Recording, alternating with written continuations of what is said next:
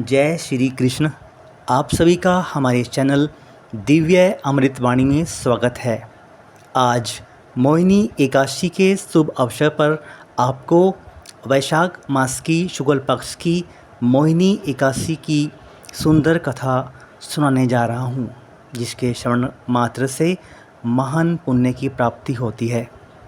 धर्मराज युधिष्ठिर कहते हैं कि हे कृष्ण जी, वैशाख मास की शुक्ल पक्ष की एकादशी का क्या नाम है तथा इसकी क्या कथा है, इस व्रत की क्या विधि है, सो आप विस्तार पूर्वक कहिए। श्री कृष्ण कहने लगे कि हे धर्मनंदन, मैं आपसे एक कथा कहता हूँ जिसको महर्षि वशिष्ठ जी ने श्री रामचंद्र जी से कहा था। एक समय श्री रामचंद्र जी बोले, हे गुरुदेव, कोई ऐसा व्रत बतलाओ जिससे समस्त पाप और दुख नाश को प्राप्त हों। सीता जी के वियोग से बहुत से दुख भोगे हैं, अतः आप कोई व्रत बतलाइए। महर्षि वशिष्ठ जी बोले, हे राम, आपने बहुत सुंदर प्रश्न किया है।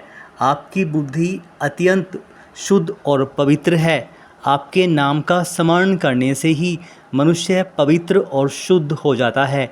अतः आपका यह प्रश्न लोकहित के लिए बहुत ही सुंदर है। वैशाख मास में जो एकादशी आती है उसका नाम मोहिनी है।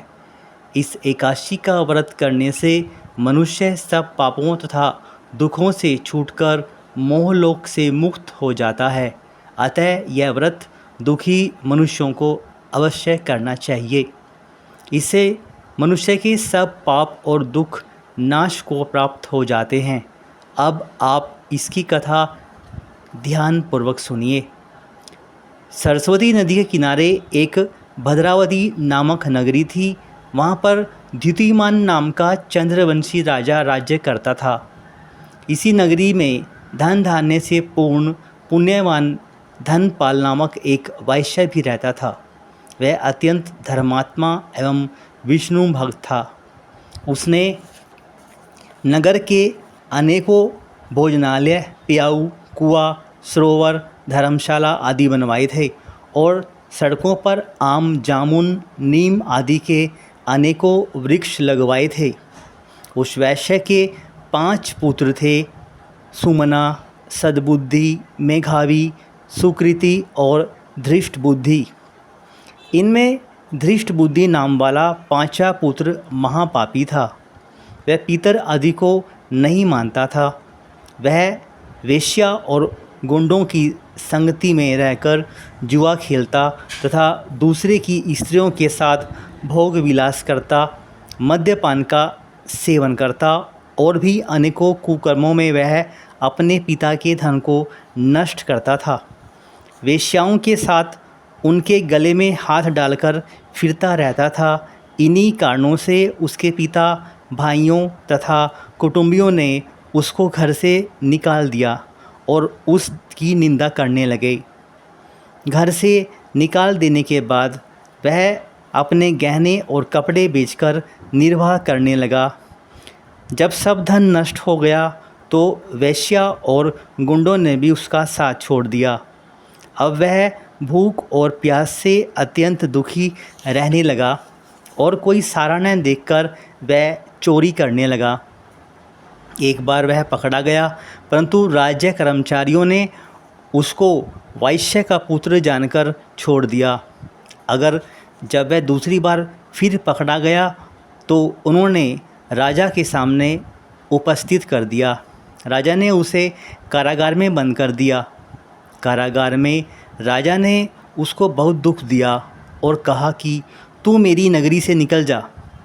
वह नगरी से निकलकर वन में चला गया और वन में पशु पक्षियों को मारकर खाने लगा।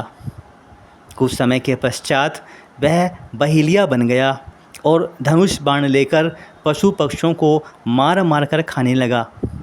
एक दिन वह भूख और प्यास से दुखित होकर खाने की खोज में फिर रहा था कि कौंडिन्य ऋषि के आश्रम पर पहुंच गया। उस समय वैशाख का मास था और कौंडिन्य ऋषि गंगा स्नान करके आ रहे थे।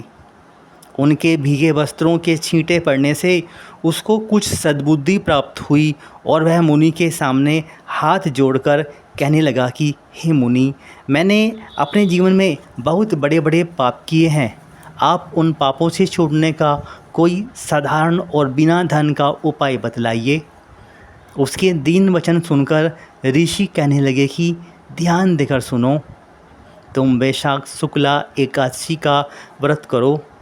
इस एकादशी का व्रत नाम मोहिनी है और इससे तेरे सब पाप नाश को प्राप्त होंगे। मुनि के वचन सुनकर वह अत्यंत प्रसन्न हुआ और उनके द्वारा बताई गई विधि के अनुसार उसने मोहिनी एकादशी का व्रत किया। हे राम जी, इस व्रत के प्रभाव से उसके सब पाप नष्ट हो गए और अंत में वह गरुड़ पर चढ़कर विष्णु लोक को गया। इस व्रत से मोह आदि सब नष्ट हो जाते हैं। संसार में इस व्रत से अन्य कोई व्रत श्रेष्ठ नहीं है। इसके महात्म्य को पठन करने अथवा श्रवण करने से 1000 गोदान का फल प्राप्त होता है। ओम। हम भगवान से प्रार्थना करते हैं कि जो प्राणी मोहिनी एकादशी की इस दिव्य कथा को श्रवण करेगा उसके समस्त दुखों का अंत होकर महान पुण्यों की प्राप्ति होगी। अगर आपको हमारी यह प्रस्तुति अच्छी लगी हो तो जन जन के प्यारे चैनल दिव्य अमृतवाणी को लाइक करें, सब्सक्राइब करें और शेयर ज़रूर करें।